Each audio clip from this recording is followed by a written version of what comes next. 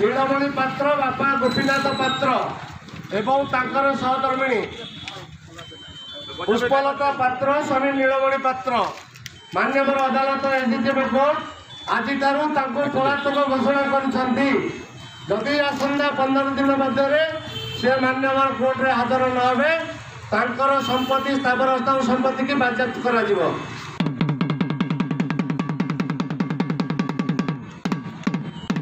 28 वर्षर हत्या अभियुक्त पलातक घोषणा कले जाजपुर एसडीजेएम कोर्ट। 28 वर्ष तलर एक हत्याकांडर अभियुक्त स्वामी स्त्री को पलातक घोषणा कले जाजपुर एसडीजेएम कोर्ट जाजपुर। 1995 मसीह पारिवारिक कलह कारण को नहीं प्रीतिपुर ग्रामर नीलमणि पात्र और स्त्री पुष्पलता कांडी पूर्व योजना मुताबक साबत भाई स्त्री को हत्याकांड घटाई।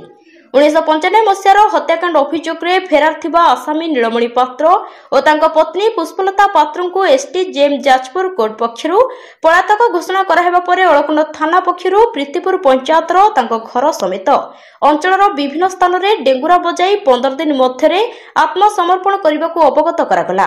जदि निर्दिष्ट समय भितर कोर्ट रे हाजर न होती तेबे तांकर समस्त स्थावर अस्थावर संपत्ति को बाजयाप्ति कर दिया।